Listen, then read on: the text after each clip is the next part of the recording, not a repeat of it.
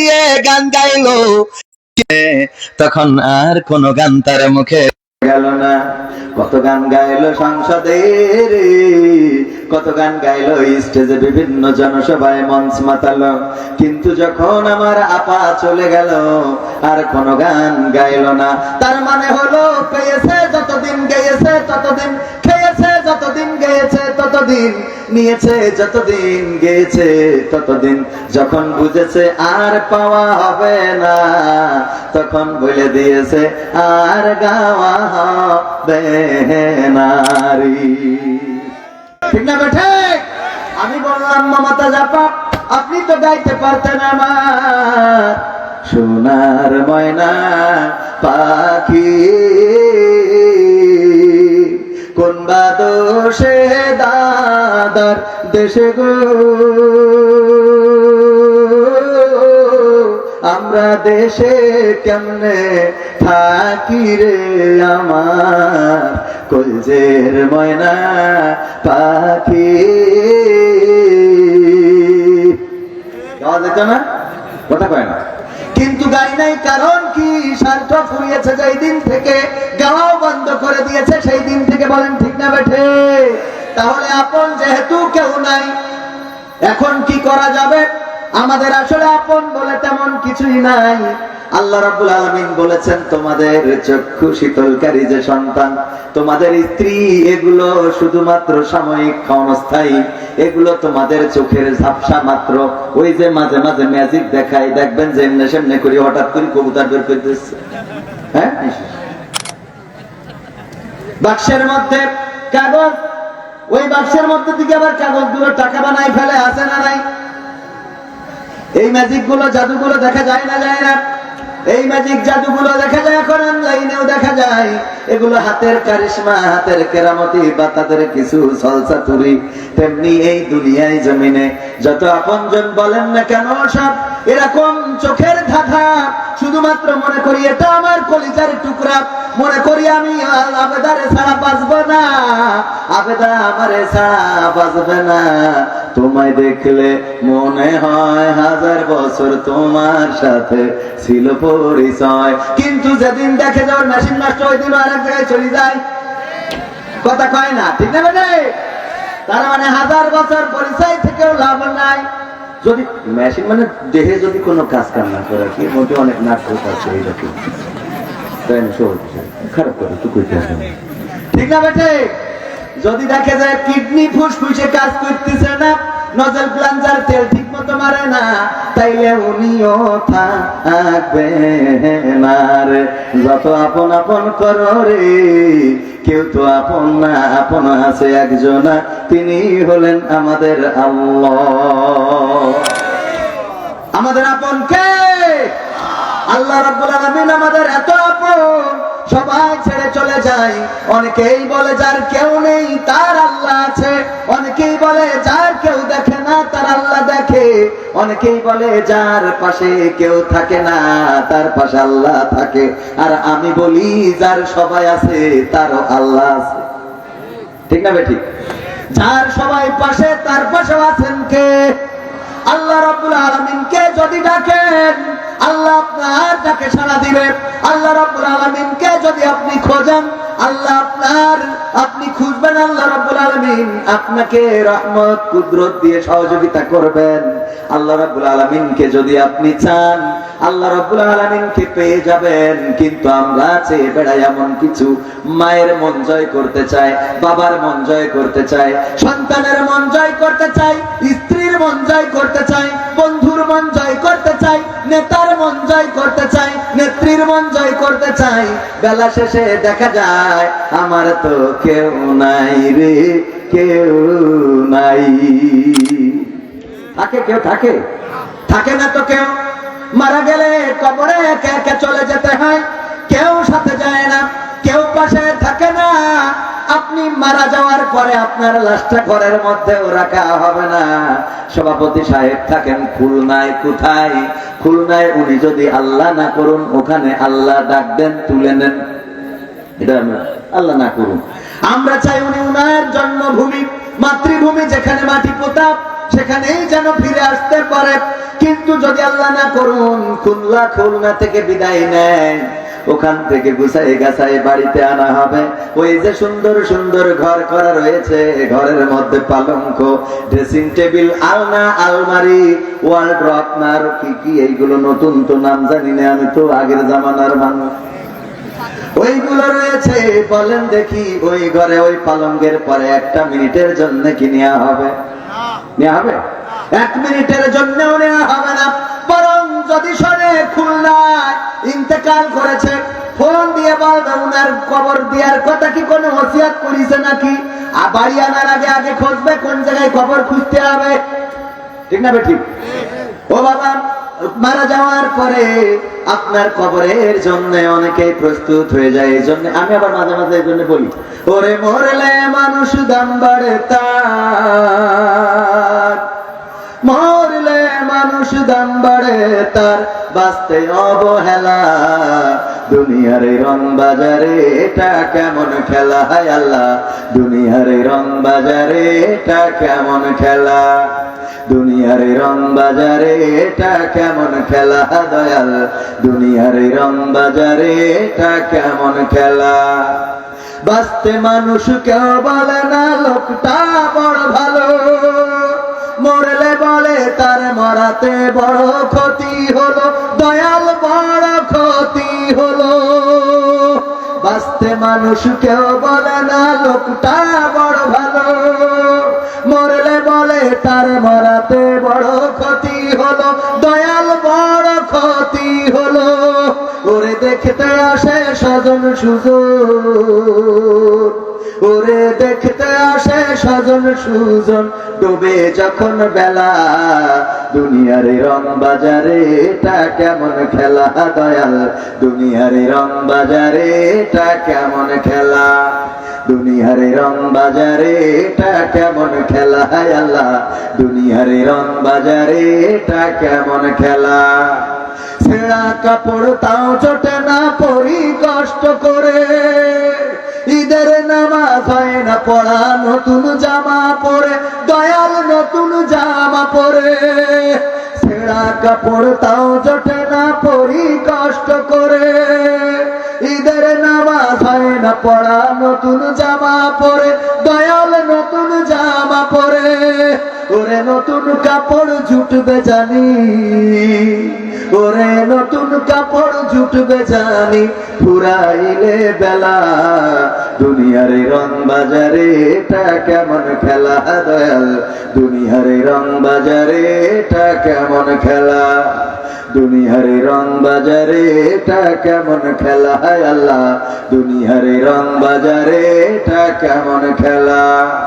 ভাঙা ঘরে দিন কেটে যাই বছর ঘুরে যুগ, এই জীবনে পাইলাম না তো একটু ভাবের সুখ, দয়াল একটু ভাবের সুখ। ভাঙা ঘরে দিন কেটে যাই বছর ঘুরে যুগ, এই জীবনে পাইলাম না তো একটু ভাবের সুখ, দয়াল একটু ভাবের সুখ। ওরে মরলে আসে ঘর বানাতে,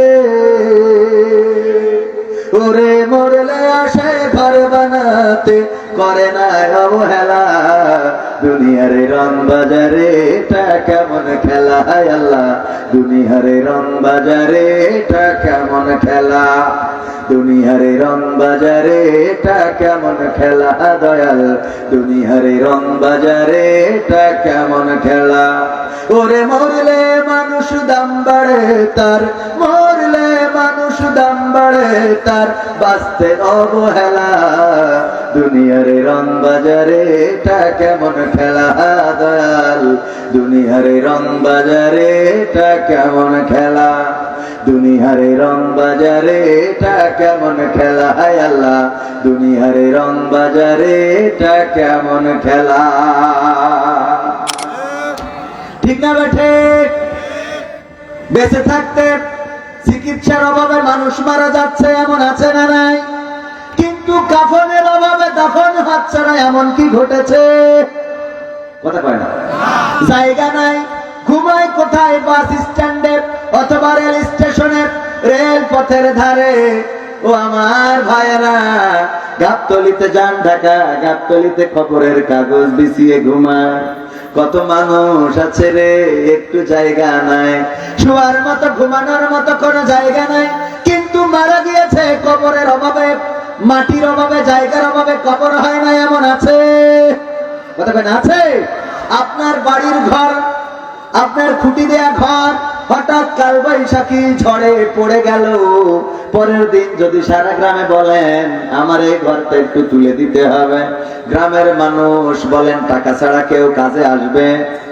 দোকানে যে ডাকেন আমার ঘর পড়ে গেছে ভাইয়েরা আমার, ঘরটা একটু তুলে দিতে হবে, আসো আসো আসো, আমার চালটা ছেড়ে দিতে হবে, আমার খুঁটিটা লাগিয়ে দিতে হবে। মানুষ বলে পাগল পেয়েছো, মাগনা করি দেবো এত সুজা? বলো কয় টাকা দিবা, কন্ট্যাক্ট করে নেবে, অথবা আপনাকে দিন অনুযায়ী মজুরি দিতে হবে। আর যেদিন মারা যাবেন কারো ডাকা লাগলো না, যার যার মতো ঝুড়ি কুদাল নিয়ে, খুন্তা নিয়ে, দা নিয়ে বাঁশ কাটতে কেউ চলে গেল, কেউ পানি গরম করতে চলে গেল, কেউ কবর খুঁড়তে চলে গেল, কেউ কাফন কিনতে চলে গেল। মারা গেলেন ফজরে, জোহর আসলো না, তার আগে আপনার কবরে রাখা হয়ে। এই কাজগুলো করার লোকের কি অভাব আছে? অভাব আছে? তার মানে মারা যাওয়ার পরে কদর একটু বাড়ে না কমে? কদর বেড়ে যায়, মারা যাওয়ার পরে কদর বেড়ে যায়। ভাইরা আমার, প্রথমেই যেটা বলছিলাম সেখানে যদি আসি, আমার রব ছাড়া আপন কেউ নাই। মা জননী কত আদরের, কত ভালোবাসা। অনেকেই মনে করতে পারে হুজুর তাহলে কি সন্তানরা মাকে খেদমত করবে না? অবশ্যই করবে। বিশ্ব নবী সাল্লাল্লাহু আলাইহি সাল্লামের প্রিয় সাহাবী আবু হুরায়রা রাদিয়াল্লাহু তাআলা আনহু আল্লাহর নবীর কাছে এসে কান্না করেছেন। বিশ্ব নবী সাল্লাল্লাহু আলাইহি সাল্লাম আবু হুরায়রাকে খুব ভালোবাসতেন, মহব্বত করতেন, অনেক বেশি স্নেহ করতেন। আল্লাহর নবী আবু হুরায়রার জন্য দোয়া করেছিলেন, ও রব তুমি আমার আবু হুরায়রার মেধা শক্তি বাড়িয়ে দাও। আল্লাহ কবুল করেছেন, কারণ আল্লাহ রাব্বুল আলামিন মুস্তাজাবুদ দাওয়া, তিনি যে দোয়া করেন সেটা আল্লাহর কাছে কবুল হয়ে যায়। বলেন সুবহানাল্লাহ। আল্লাহর নবী দোয়া করেছেন, আবু হুরায়রার মেধা এত বেড়ে গেল, বিশ্ব নবী যেই কথা বলেন সেই কথা হুবহু মুখস্থ হয়ে, একবার বলেন, দুইবার নাই, কয়বার? একবার বলেন। যেভাবে বিশ্ব নবী বলেছেন, যেখানে থেমেছেন, যেখানে ব্রেক দিয়েছেন সেইভাবেই বলতে পারবেন। এবং এমন মেধা ছিল আরেকজনের, তিনি হলেন আমাদের আম্মা উম্মুল মুমিনিন হযরত আয়েশা রাদিয়াল্লাহু তাআলা আনহা। তিনিও ছিলেন, বিশ্ব নবী বললেন আমি এই যে বর্ণনাটা করলাম, বলো দেখি কে এমন আছো হুবহু বলতে পারবে? আল্লাহর নবীর স্ত্রী আয়েশা রাদিয়াল্লাহু তাআলা আনহা বললেন, ওগো নবী গো, আপনি যেভাবে বলেছেন, যেখানে আঙ্গুল উঁচু করেছেন, আপনি যেখানে থেমেছেন, আপনি যেখান থেকে নিঃশ্বাসটা নিয়েছেন, যেখানে নিঃশ্বাস ছেড়েছেন, আমি একেবারে হুবহু আপনার মতো করে বলতে পারবো। বলেন সুবহানাল্লাহ। আল্লাহ রাব্বুল আলামিন এই তৌফিক দিয়েছিলেন। আম্মা আয়েশা রাদিয়াল্লাহু তাআলা আনহা বিশ্ব নবীকে বড় ভালোবাসতেন। আজ মা বোনেরা আছে না নাই? স্বামীদেরকে খুব ভালোবাসে, কথা কয় না? বাসে? হ্যাঁ, ওদের ভালোবাসা ওরা আবার পুরুষদের দোষ দেয়। কি? একজন মানুষ হইয়া তুমি কয়জনরে বিলাও মন, উপর উপর দেখাও ভালা, ভিতরে কয়লার মতন, মুখে বলো ভালোবাসি, অন্তর দিয়ে বাসো না, বন্ধু তোমার ভালোবাসার ধরন ভালা না। কথা কয় না? আমাকে ভালোবাসার ধরন ভালো না, তা তোরা আমাকে বাচ্চাকে ছেড়ে কি চলে যাস? তোদেরটা তো ভালো, কথা কয় না? তোদের ভালোবাসার ধরন ভালো, ওটা ফেলে দিয়ে চলে যাচ্ছিস কিসের জন্য? টিকটক না করতে দিলে সংসার করবে না, আছে না নাই? টিকটক না করতে দিলে সংসার করবে না, স্বামীর কথা শুনবে না, শাক ভাত খাবে না, ভাঙ্গা ঘরে থাকবে না, বর্ষা বাদল মানবে না, বিরাকের অফিসার যা বলবে প্রাণ থাকিতে ফেলবে না। এমন মা বোন আছে না নাই? স্বামীর কথা শোনে না, স্বামীর কথা মতো চলে না। আম্মা আয়েশা রাদিয়াল্লাহু তাআলা আনহা বিশ্ব নবীকে এতটাই ভালোবাসতেন, মা বোনদের জন্য এই অষ্টা বড্ড প্রয়োজন। এই ওয়াজটা জানেন, তারপরে মনে করিয়ে দিই। ওগো আমার মা বোনেরা, আল্লাহর নবী সাল্লাল্লাহু আলাইহি সাল্লামকে গোসল করাচ্ছেন আম্মা আয়েশা রাদিয়াল্লাহু তাআলা আনহা। মাথায় পানি ঢালছেন, পানিটা গড়িয়ে যাচ্ছে। আল্লাহর নবী দেখলেন পানিতে রক্ত। আল্লাহর নবী বললেন, ওগো আয়েশা, পানিতে লাল রক্ত দেখা যায় নাকি এটা অন্য কিছু? আম্মা আয়েশা রাদিয়াল্লাহু তাআলা আনহা বললেন, ওগো নবী, সত্যিই এটা রক্ত। বললেন, এটা কিসের রক্ত? আল্লাহর নবীর স্ত্রী বললেন, ওগো নবী, আপনি যখন চৌকিতে বসেছেন, গোসলের জন্য চেয়ারটাতে বসেছেন, আমার অসতর্কতার কারণে আমার পায়ের একটা আঙ্গুল এই চৌকির নিচেই পড়েছে এবং সেই আঙ্গুলটা ফেটে গিয়েছে, সেই রক্তই পানিতে ভেসে যায়। আল্লাহর নবী তাড়াতাড়ি করে উঠলেন, চৌকিটা সরালেন, তারপরে সেখানে থুতু মুবারক লাগিয়ে দিলেন, রক্ত বন্ধ হয়ে গেল। বিশ্ব নবী বললেন, ওগো আয়েশা, তোমার পায়ের উপরে চেয়ার পাতিয়ে বসলাম আর ওই আঙ্গুলটা ফেটে গেল, রক্ত বের হলো, সেই রক্ত পানিতে ভেসে গেল। একটা বারের জন্য তুমি কোন রকম কোন আওয়াজ করো নাই, উহ আহ পর্যন্ত করো নাই, তোমার কি ব্যথা লাগে নাই গো আয়েশা?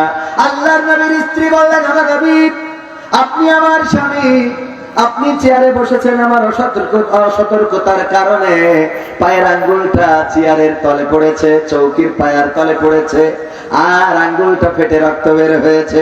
এটা তো ছিল আমার পায়ের আঙ্গুল। ওগো নবী, যদি আপনার চৌকির পায়ের নিচে আমার কলিজাটা পড়ে যেত, আর যদি কলিজাটাও ফেটে রক্ত বের হয়ে যেত, তাও আমি বলতাম না, ওগো আমার স্বামী গো, একটু চেয়ার থেকে ওঠেন, আমার কলিজাটা চৌকির নিচেই পড়েছি। আল্লাহু আকবার বলবেন। আর আমাদের কানা দেখতে পাচ্ছেন না, মানে আপনার তো বলেন না, আমাদের এখনো বয়স আছে, আপনার বলবেন না, কারণ চিন্তা করে এখন বললি বুড়ো বয়সে যাবো, তাই না? তো আমাদের এখনো তো পাওয়ার আছে, মাঝে মাঝে আবার শুনুন দেয়, চলে গেলি বিয়েতে ছেলে বিয়ে করতে, তা পারবে, কারণ তোমাদের নেটওয়ার্ক বাজার ভালো, প্রীতির বাজার ভালো না আমাদের, তোদের বাজার ভালো, আল্লাহ দিবি, কথা কয় না, ঠিক না বেঠে? ও আমার ভাইরা, মায়েরা, বোনেরা, আপন জনেরা, দুনিয়ার পরে কেউ তো আপন না, দায়িত্বের জায়গা থেকে কিছু কাজ করা লাগবে। আপনার সন্তান আপনার দায়িত্বের মধ্যে পড়ে, আপনার মা আপনার দায়িত্বের মধ্যে পড়ে, আবার পিতার অথবা মাতার সন্তান পিতা মাতার দায়িত্বের মধ্যে পড়ে, স্বামীর দায়িত্বের মধ্যে স্ত্রী পড়ে যায়, স্ত্রীর দায়িত্বের মধ্যে স্বামী পড়ে যায়, ভাই বোন দায়িত্বের মধ্যে পড়ে যায়। এইটার মধ্য দিয়ে আপনাকে চলতে হবে। তবে মাথায় রাখবেন, ওরা যেন আপনার জাহান্নামের কারণ না হয়। এই জন্য আমি পবিত্র কোরআনের সূরা তাহরিমের 6 নম্বর আয়াতের একটুখানি অংশ তেলাওয়াত করেছি। আমার রব বললেন, ইয়া আইয়ুহাল্লাযীনা আমানু উ আনফুসাকুম ওয়া আহলিকুম নারা। ও ঈমানদারেরা, আমি তোমাদের সতর্ক করছি, তোমরা শোনো, তোমরা একটু কান খুলে শুনে নাও, তোমরা নিজেরা নিজেদের আগুন থেকে রক্ষা করো এবং তোমাদের আহালদেরকেও এই আগুন থেকে বাঁচাও। নিজেরা আগুন থেকে বাঁচো এবং তোমাদের আহালদেরকেও বাঁচাও। এখন আমাদের আহালদের নিয়ে এইবার এই ঈদের পরের ওয়াজগুলো আহালদের নিয়ে করতেছি এই জন্য, কারণ ঈদের দিন যা দেখলাম তাতে করে মনে হচ্ছে আগামীতে ঈদ আসলে পড়তে হবে লা হাওলা ওয়ালা কুওয়াতা ইল্লা বিল্লাহ, ঠিক না বে ঠিক? সারা মাস রোজা রেখে ঈদের দিন একটু আনন্দ আমাদের, কিন্তু যে আল্লাহর বান্দা রোজা করে নাই, তারাবি পড়ে নাই, লাইলাতুল কিয়াম করে নাই, ওই আল্লাহর বান্দা তো প্রথম কাতারে দাঁড়াইতে ঈদের নামাজ পড়েছে, পড়ি অমনি R15 নিয়ে পিছনে একখান মাল নিয়ে তো গিয়া দিয়ে আসছে, ঠিক না বে ঠিক? এটা তো করেছে। এরপরে আবার এখন নতুন ট্রেন চালু হয়েছে, পিকআপ ভাড়া করে, এটার পরে জেনারেটর লাগাই, এই যে স্পিকার তুলে নয়ন সাউন্ড, এটা তুলে দয়াল তোর লাইগা রে দয়াল দে ভাই, একবার গেঞ্জি মেঞ্জি খুলে, হুজুর আপনার চোখের সামনে পড়েছে না? হ্যাঁ, আরে এইগুলো আছে না? নাই আছে। আবার বিশ্বনবী সাল্লাল্লাহু আলাইহি ওয়াসাল্লাম বলেছে নারীরা একটু ঢিলে ঢালা কাপড় পরবে। তোরা হাদিস মেনে এবার মা বোনেরা পায়জামা পরি, যেমন যে দুই ঠ্যাঙের মধ্যে তো দুজন মানুষ ঢুকে দেখতে ঢিলে ঢালা কাপড়, মানে কোন দিকে যাবো, একদিক বললে আর একদিক করে বসে থাকে। কথা কয় না। আল্লাহ বললেন ওয়াকরনা ফি বুয়ুতিকুন্না ওয়ালা তাবাররাজনা তাবাররুজাল জাহিলিয়াতি উলা। ওগো নারীরা, তোমরা পর্দার মধ্যে থাকো, জাহিলি যুগের মেয়েদের মতো সাজুগুজু করে নিজেদেরকে দেখিয়ে বেড়াইও না। আমার মা বোনেরা বলছে আল্লাহ ঠিক আছে, তোমার কথাও থাকলো, শয়তানের কথাও থাক। কেমনে? ধরেন আমাদের সভাপতি সাহেব জনাব ডাক্তার মোহাম্মদ মোস্তফা কামাল সাহেব, উনি খুলনায় থাকে, তা বললো হুজুর গিলে তলায় আসেন, একদিন পিকনিক করি। তা যাবানি বলেছেন যখন, কয়জন? তা বলছে হুজুর আসেন, গোটা 10 জনের মতো আয়োজন করতেছি। তো উনিও বোঝে তো যে হুজুর মানে হলো ওই যেবেন তো 1জন 2জন না 2-10 জন গাড়ি করে নিয়ে যেতেই পারে। তো চিন্তা করেছে ভাত যা ব্যবস্থা করেছি, সাথে আরো কিছু বিরিয়ানির অর্ডার দিই, কারণ লোক যদি বেশি হয় কিছু লোকের বিরিয়ানি খাওয়াবো, কিছু লোকের ভাত গোস্ত খাওয়াবো। আমি সত্যি 3-4 জন 5 জন লোক বেশি করে নিয়ে গেছি। 10 জনের আয়োজন হয়ে গেছে 20 জন। কয়জন? তো উনার ক্যাপাসিটি আছে, যেহেতু টাকাওয়ালা মানুষ, এই জন্য তো সভাপতি। আজ পর্যন্ত কোনো মাহফিলি দেখিনি যে গ্রামে ফকির ভিক্ষে করে খায় সভাপতি। টাকা না থাকলে তোমার এত সোজা না, মানুষ অত পাগল হয়। টাকা না থাকলে সভাপতি। ও আমারও যতদিন ধরি ভাইরাল না হয়েছে ততদিন দাওয়াত করি, এত সোজা না। কত হুজুর আমার থেকে ভালো হুজুর গড়াগড়ি খাচ্ছে, আমার কাছে এসে কয় হুজুর একটু দোয়া করে দেন। আমি কই আপনি আমার জন্য দোয়া করে, আমি দোয়া করলে তো আপনার রুগী পথে পড়ে থাকতো। আমার কোন দোয়া করতে? আমার দোয়ায় খালি একটা কাজ হয়েছে, সেটা হলো আমাদের যে রিপোর্ট এটা হয়েছে না, বস ও 100 টাকা করে দিত প্রতি মাহফিল, আর বলতো হুজুর আমার বিয়ের জন্য দোয়া করতেন। তো আমিও দোয়া করে দিয়েছি। পরে আমার ফোন করি বলছে ভাই বিয়ে হয়েছে। যাক আলহামদুলিল্লাহ। পরের বছর আসিছি, ও দেখে আবার চিরকুট লিখেছে 100 টাকাতে, হুজুর আমার বিয়ের জন্য দোয়া করতেন। কেন তোর না গত বছর বিয়ে হইলে? তো বলছে সে বউ চলিগে। তাই বললাম আমি কি তোর তালি এই বউ রাখার পর আমার করা লাগবে? বিয়ে হওয়া পর্যন্ত আমি দোয়া করে দিলাম, বাকিটা তো তুই চালাবি। কথা কয় না। ও সে আমার সফর সঙ্গে আসছে, সাথে নিয়ে আসছি, দোয়া একদম পুরো মান হাতে নাতে। হ্যাঁ কই সে ভাই কই?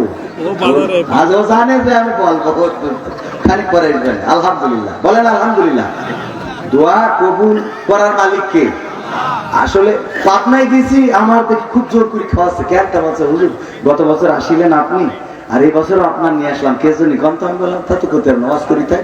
তো বলছে না আমার 18 বছর ধরে সন্তান হয় না, গত বছর আপনার বলিলাম হুজুর দোয়া করি দেন যেন বেবি হয়, এই বছর আমি আব্বা। আরে বাবা, তো বিশাল কেরামতি আমার, খালি শুধু বউ মানলো না, বাকি সবাই মানে। তো আমি বললাম বাবা ওই কত যত্ন করে, আমার খাওয়ানো লাগবে না, কারণ আমি আমার দোয়া যে কত দূর যায় আমি জানি। ওই সামনে যারা বসে থাকে আর এটা নিয়ে কিছুই যে আপনি আপনাকে টাকা আছে, অনেকে রেলেম আছে, আমল আছে, আল্লাহ কার কোন ওসিলায় দোয়াটা কবুল করি নাই, ঠিক না বেটি? ওই এক হুজুরের কাছে এসে বলছে হুজুর বৃষ্টি তো হচ্ছে না, পাটের চারা বের হচ্ছে না, তা আপনি একটু দোয়া করে দেন। তো হুজুর বলছে কোন জমি? তা বলছে ওই যে ওই বলছে আচ্ছা যাও আল্লাহ। পরে রাত্রি ছেলেগুলি সব ডেকে নিয়ে যে পুকুরতে কলের ধরে নিয়ে যেতে বই বুঝে খেয়ে। তো পরের দিন সকালবেলা যাই দেখে হ্যাঁ ওনার ক্ষেত ভিজে গেছে, আলহামদুলিল্লাহ। বলছে তোর ক্ষেত ভিজলে কি করে? বলছে হুজুরের কাছে দোয়া চাইছিলাম। গ্রামের লোক সব এসে বলছে হুজুর তা আমাদেরও দোয়া করতেন। ও খালি উনারা আপনার ওই খাওয়ায়, আমার বউ যে মুরগি জবাই করে কিডনি ফুসফুসে খুলে আপনার খাওয়ায়, আপনি খালি ওই একজনে দোয়া করিতেছেন। তো এই বললি পরে বলছে আচ্ছা ঠিক আছে যাও আল্লাহ ভরসা। পরের দিন সকালবেলা এসে দেখে সে হুজুরও নেই, মাদ্রাসার ছাত্ররা না। কারণ হুজুর চিন্তা করি সেইভাবে যদি প্রতি রাতে কলস ভরি দোয়া করতে হয় তাহলে মাদ্রাসা পড়ানো লাগবে না, তার থেকে এলাকা থেকে ঠিক আছে না বাবা? ভাইরা আমার, তাইলে দোয়া কবুল করার মালিক কে? আল্লাহ রাব্বুল আলামিন দোয়া কবুল করেন কার কোন নিয়তে? এখানে অনেক ভালো মানুষ, অনেক আল্লাহর বান্দা, ভালো মানুষ থাকতে পারে কারো না কারো হাতের ওসিলায় দোয়া আল্লাহ রাব্বুল আলামিন কবুল করে নিতে পারেন। আমাদের চাওয়া পাওয়া পূর্ণ করে দেওয়ার মালিক কে? তো ওই যে কোথায় ছিলাম, তো উনি কি করেছেন? উনি আমাদের ওই যে 10 জনের আয়োজন করেছে, করার পরে লোক বেশি হয়েছে, 20 জন হয়েছে। আমার এসে জিজ্ঞেস করছে হুজুর আপনার এই লোক তো একটু বেশি হয়ে গেছে, তা আপনি বিরিয়ানি খাবেন না ভাত খাবেন? আমি বললাম বিরিয়ানি খেয়ে তারপর ভাত খাবো। উনি আয়োজন করেছে বিরিয়ানি আর ভাত, এই জন্য যে যারা বিরিয়ানি খাবে তাদের ভাত দেবে না, যারা ভাত খাবে তাদের। আমার যে জিজ্ঞেস করেছে আমি বললাম বিরিয়ানি খেয়ে তারপর ভাত খাবো। তাহলে উনার সে 10 জনের 20 জনের যে খাওয়াবে সবাই পড়াতে চাইলে হবে? আল্লাহ মা বোনদের বললো ওয়াকরনা ফি বুয়ুতিকুন্না ওয়ালা তাবাররাজনা তাবাররুজাল জাহিলিয়াতিল উলা, ওগো নারীরা পর্দার মধ্যে থাকো, জাহিলি যুগের মেয়েদের মতো সাজুগুজু করে নিজেদেরকে দেখাই বেড়ায় না। মা বোনেরা বলছে আল্লাহ রোজার মাসটা থাকবানে পর্দায়, ঈদের দিন খালি একটু সেজে বেড়াবে। এই ঠিক না বেঠিক? মানে পর্দা করে তারপর ঈদের দিন ফেস্টা করি বেড়াবে। সত্য বলছি না মিথ্যা বলছি? মেয়েটি লাগাতি বগল দাবা পর্যন্ত লাগাই ফেলে, আবার ওটা দেখার জন্য হাতা কোথায় ফেলে। কি কায়দা করতে চাই দেখাতে, ভাতও খাবে বিরানি খাবে। মানে রোজার মাস আল্লাহ ওরে বাবা, ওর মতো আল্লাহ আল্লাহ পৃথিবীতে নেই। বিশাল বাবু তুই রোজাটা কি রোজাটা তুই না ওরে বাবা আছে না নাই? যাই হোক, যারা ভালো কাজ করেন নিয়মিত আলহামদুলিল্লাহ বলেন আলহামদুলিল্লাহ। কিন্তু যারা এরকম ধরেন আর ছাড়েন, এদের অবস্থা হলো, আমার আব্বা উদাহরণ দিতে যেয়ে বলতো যে আমার আব্বা আমার মাকে নিয়ে উদাহরণ দিত এভাবে যে রোজার মাসে সেহরি রান্না করে দিয়েছে, ইফতারি বানাই দিয়েছে, সব করে দিয়েছে, সারা রোজার মাস খেদমত করে। আব্বা গেছে ঈদের নামাজ পড়তে, বাড়ি এসে দেখে মা বাড়ি নেই। আমার জিজ্ঞেস করতেছে কবির তোর মা কই? তা আমি বলছে আমি তো ঈদের নামাজ পড়ে এসে খুঁজে পাচ্ছি। তো বলছে তাহলে তুই ওই পাড়া দেখে আমি এই পাড়া দেখে আসি, দেখে দেখে খুঁজে পালাম না, আমি এসে কাঁদছি। আব্বা বলতেছে কান্দিস না, আমি তো আসি, যা হয় করি চালাবানে, দেখি আল্লাহ ভরসা। তো এবার 11 মাস আমার আব্বা আমাদের কষ্ট মষ্ট করি রান্না বান্না করি খাওয়াইছে। 11 মাস পরে যে পশ্চিম আকাশে চা উঠেছে, ওই দিন আমার মা বাড়ি এসে আমার আব্বার বলছে আসসালামু আলাইকুম ইয়া সোয়ামা। আমার আব্বা বলছে তুমি কিডা? বলছে চিনতে পারছো না আমি কবির মা না? কবির মা বলছে তুমি এতদিন কনে ছিল? 11 মাস। 11 মাস আমি কনে ছিলাম? 11 মাস আমি চিন্তা করলাম রোজার মাসে তোমার সাহরি রান্না করলাম, তোমার ইফতার বানাই দিলাম, তোমার তারাবির সময় পাঞ্জাবিটা আগাই দিলাম, তোমার গরমে বাতাস করে দিলাম, তোমার খাওয়ার সময় তরকারি কেটে দিলাম, এত কিছু গুছাইয়ে দিলাম। রোজার পরে যেদিন চাঁদ উঠেছে ওই দিন আমি বাড়ি থেকে বের হয়ে চলে গেলাম শেখ হাসিনার বাসায়। ওখানে যেয়ে ওর সাথে 2-3 মাস কাটালাম। তারপরে ওখান থেকে চলে গেলাম খালেদা জিয়ার বাসায়। তারপরে সেখানে বিএনপিদের সাথে কিছুদিন থাকলাম। ওখান থেকে চলে গেলাম জাতীয় পার্টির সাথে। তারপরে চলে গেলাম এনসিপির সাথে, জামাতের সাথে, হেফাজতের সাথে। এই সব করি আবার যখন চাঁদ উঠেছে পশ্চিম আকাশে, হঠাৎ মনে পড়লো আমার স্বামীর সাহরি রান্না করতে হবে। তাই আমি সব ঘুরে আমার তোমার কাছে আইছি রে। আমার আব্বা বলছে, আমি ছেলের জিজ্ঞেস করলাম খোকা তোর মারকে আমি রাখবো না ছেড়ে দেবো? আমার খোকা বলতেছে আব্বা দরকার হলে আমি কালো কুদাড়ি মুদাড়ি দেখে একটা এনে দেবো, তাও মা রাখা যাবে। কথা কি বোঝা গেছে? উদাহরণটা কি বোঝা গেছে? তার মানে রোজার মাসে আপনি নামাজ পড়বেন, রোজা করবেন, ইফতার করবেন, লাইলাতুল কিয়াম করবেন, লাইলাতুল কদর করবেন, তাহাজ্জুদ পড়বেন, সব করবেন। আর ঈদের নামাজ পড়ে জোহরের নামাজ থেকে আর পাওয়া গেল না, আপনি পর্দার মধ্যে থাকলেন না, আপনি আর নামাজের ধারের কাছে আসলেন না, আপনি আর আল্লাহর দেওয়া হুকুম আহকাম মানলেন না। আবার যেদিন চাঁদ উদয় হলো মসজিদে এসে বললেন আল্লাহ এতদিন তো আমি কত কি করে বেড়ালাম, কত মার্কার স্লোগান দিলাম, আবার এখন রোজার মাসে তোমার মার্কার জন্য চলে আসিছি, ওগো আল্লাহ কবুল করে নাও। আমার আল্লাহ রাব্বুল আলামিন ফেরেশতাদের বলে ওগো ফেরেশতারা এই বান্দার আর কয়বার ক্ষমা করব? আল্লাহর ফেরেশতারা বলে আল্লাহ মেলাবার হয়ে গেছে, আর দরকার নেই। কথা কয় না? আমাদের জীবনে এগুলো ঘটছে না? ঘটছে না? আমাদের জীবনে তো বারবার যাচ্ছি। আল্লাহ রাব্বুল আলামিন ক্ষমা করবেন, ক্ষমার দুয়ার খোলা আছে, কিন্তু এই বারবার এইগুলো করা উচিত না। হুজুর আপনার সাথে আব্দুর রউফ সাহেবের কি নিয়ে সমস্যা হয়েছিল দয়া করে আমাদেরকে জানাবেন। এই তো এখান চির করতেছে, প্রথমে হুজুর রাজনীতির কথা বলা যাবে না, এই যে কোরআন হাদিস দিয়ে আলোচনা করবেন, রাজনীতির আলোচনা করবেন না।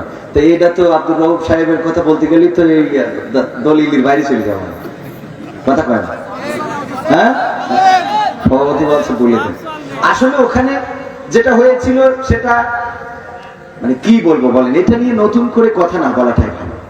যেটা হয়েছিল সেটা ওনার মধ্যে দিয়েও ঠিক হয়ে গেছে, আমার মধ্যে দিয়েও ঠিক হয়ে গেছে। যা ঘটে যায়, এখনকার যুগটা কি যে এগুলো অনলাইনে থাকে, বারবার সামনে আসে আর আমাদের মনে করিয়ে দেয়, ঠিক না ঠিক?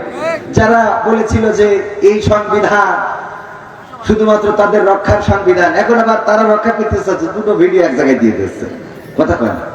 তো মানুষই তো যে কোনো সময় হেদায়েত হতেই পারে, যে কোনো সময় মানুষ আওয়ামী লীগের পথেও আসতে পারে, কথা কয় না। যে কোনো সময় মানুষ কি আবার অন্য পথেও যেতে পারে, পারে না? পারে না। এখন এই ভিডিওগুলো থাকার জন্য এগুলো সামনে আসে, এগুলো যত মনে না করবেন ততই ভালো। যেটা ঘটেছিল সেটা মিসআন্ডারস্ট্যান্ডিং, আমি আমার পক্ষ থেকে সেটা কিছু মনে করিনি এবং তিনিও সেটা, এটা এই পর্যন্ত শেষ। আল্লাহ উভয়কে জান্নাতের জন্য কবুল করুন, বলেন আমি। আমাদের গন্তব্য কি? জান্নাত। সুতরাং আমরা যদি কোনো একটা কথা ধরে থাকি, তাহলে এই কথা ধরে রেখে কবরে যে কোনো লাভ আছে? আল্লাহর নবী বললেন লোকটা জান্নাতি, প্রথম দিন বললেন লোকটা জান্নাতি, সাহাবীরা শুনলেন। পরে আবার একদিন বললেন লোকটা জান্নাতি, সাহাবীরা শুনলেন। পরে আবার একদিন বললেন তোমরা যদি কোনো জান্নাতি লোক দেখতে চাও তাইলে ওই লোকটাকে দেখে না, লোকটা জান্নাতি। এই কথা শোনার পরে একজন সাহাবী তার বাড়িতে চলে গেল। বাড়িতে যেয়ে বলল তোমার বাড়িতে মেহমান হতে চাই। বলল ঠিক আছে, আপত্তি নাই। একদিন, 2 দিন, 3 দিন থাকলো, কোনো কিছুই বললো না, কিছুই জানালো না। 3 দিন পরে ওই বাড়ি থেকে মুসাফির চলে আসছেন, ওই মেহমান চলে আসছেন। বলল এবার বিদায় দেন, চলে যেতে চায়। বাড়িওয়ালা বলল কি মনে করে এসেছিলেন? 3টা দিন আমার বাড়িতে রইলেন, কিছুই তো জানালেন না, কিছুই তো বললেন না, কোন উদ্দেশ্য নিয়ে এসেছিলেন কিছুই শোনা হলো না।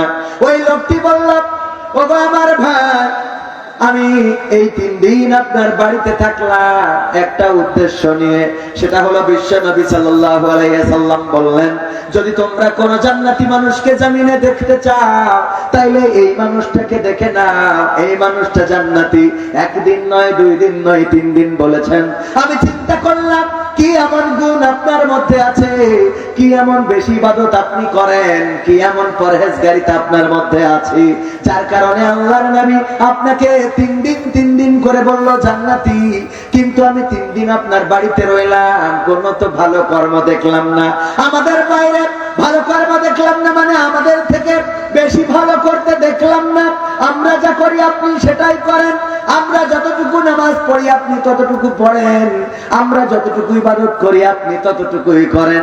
কিন্তু স্পেশালি আপনাকে কেন জান্নাতি বলা হলো? খুঁজতে এসেছিলাম, পাইলাম না। 3 দিন থাকলাম, পাইলাম না, চলে যায়। ওই সাহাবী বললেন আসলেই তাই, আমি বাড়তি কিছু করি না, আপনারা যা করেন আমিও তাই করি। ওই সাহাবী যখন চলে যাচ্ছেন, হঠাৎ করে এই সাহাবীর কি যেন মনে পড়েছে, ডাক দিল গো আল্লাহর নবীর সাহাবী এদিকে আসেন, এদিকে আসেন, শোনেন।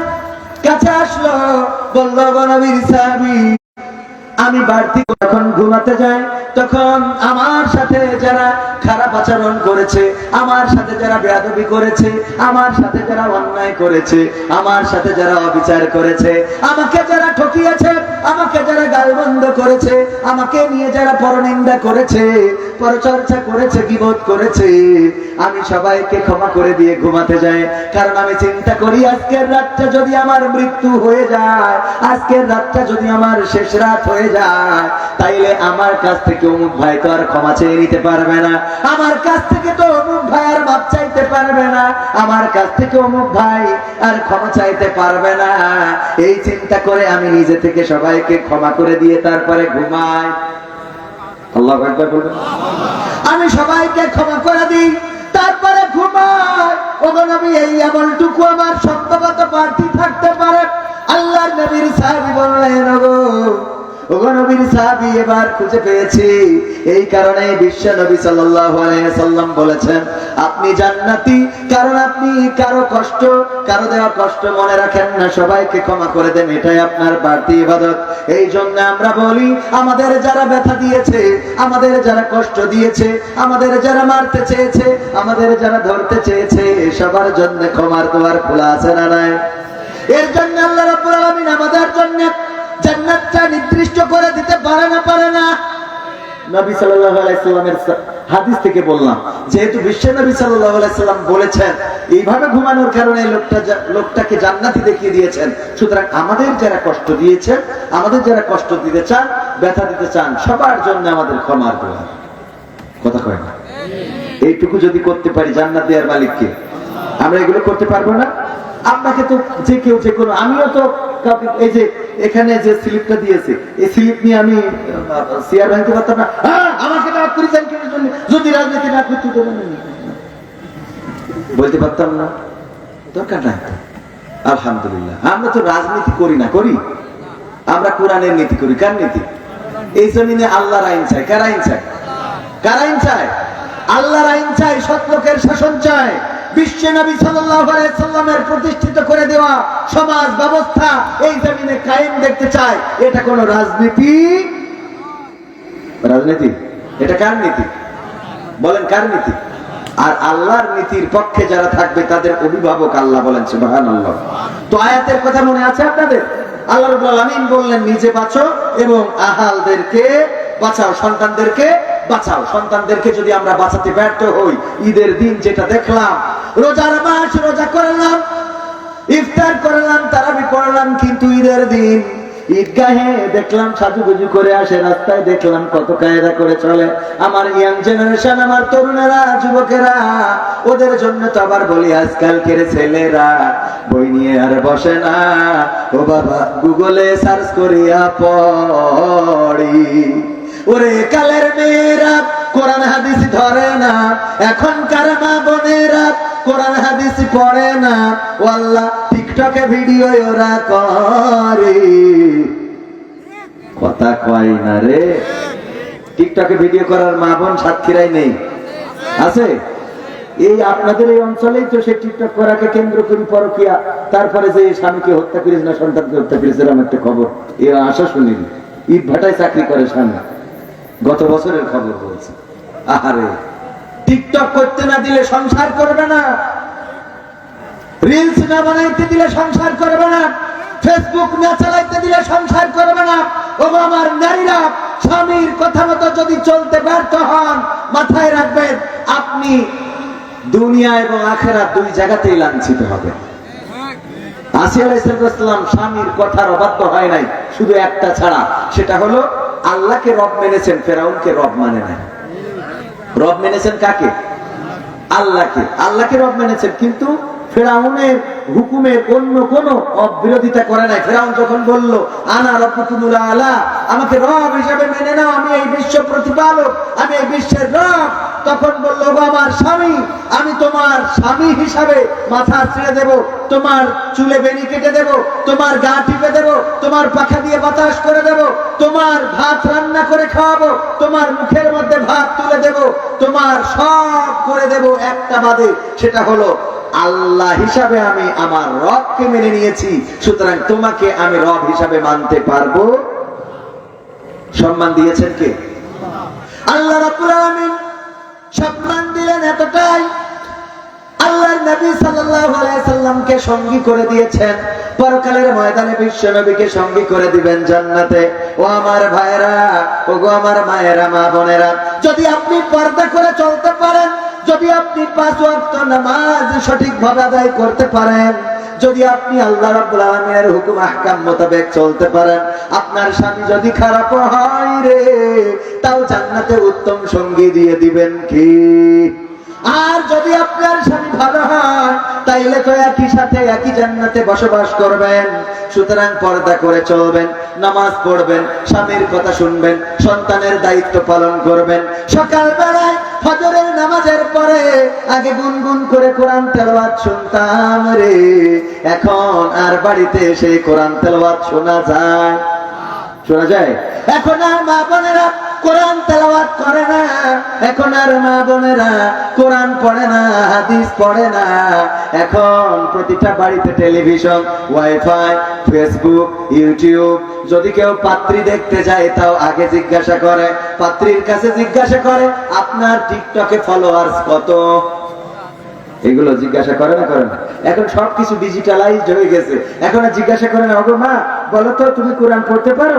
দেখো তো এখানে 2 লাইন পড়ে শোনাও তো মা। এরকম কোরআন পড়ে শোনায় মেয়ে দেখতেছি, এখন কি 100টায় একটা পাবেন? অথচ আমার সভাপতি সাহেব সাক্ষী, আমাদের দাদারা, আমাদের চাচারা যখনই আমরা ছোটবেলায় যখন মেয়ে দেখতে আসতো, দেখতে যেতাম, দেখতাম যে কোরআন শরীফটা খুলে সামনে দিয়ে দিয়েছে, কোরআন পড়া লাগতো, হাতের লেখা করে দেওয়া লাগতো।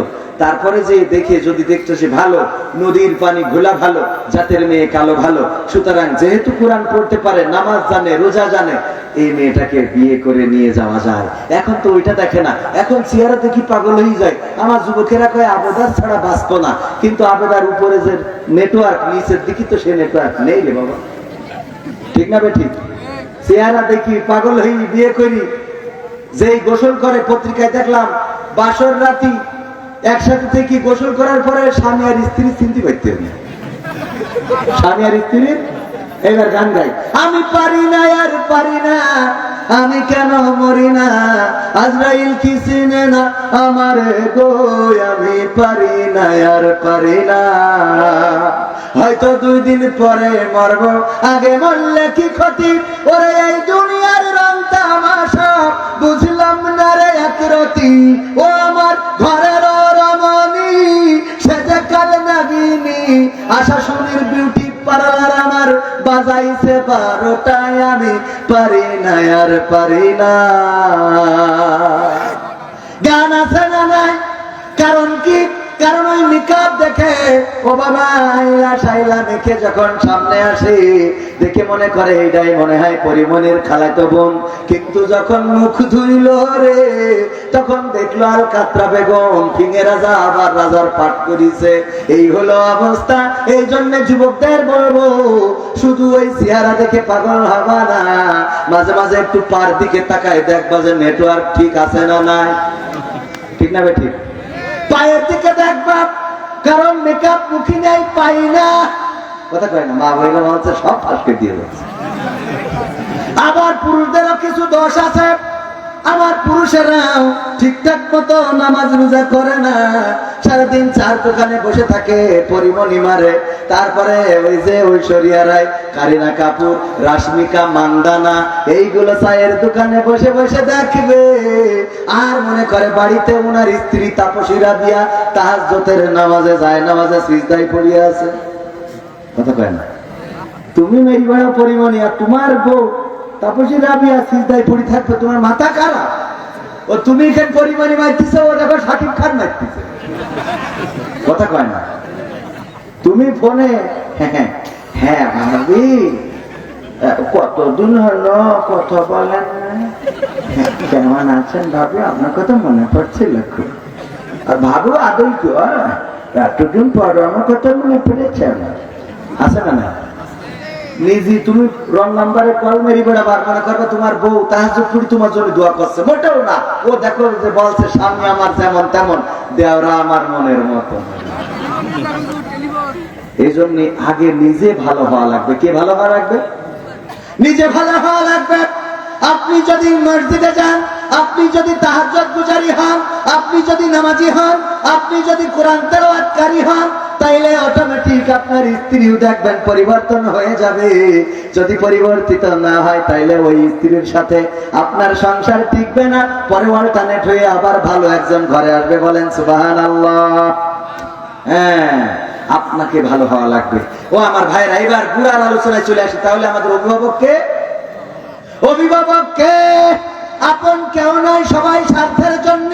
স্ত্রী বলেন, সন্তান বলেন, মা বলেন, ভাই বলেন, বাবা বলেন, গ্রামবাসী বলেন, সভাপতি বলেন, বক্তা বলেন, হুজুর বলেন, স্বার্থ ছাড়া কেউ থাকে না।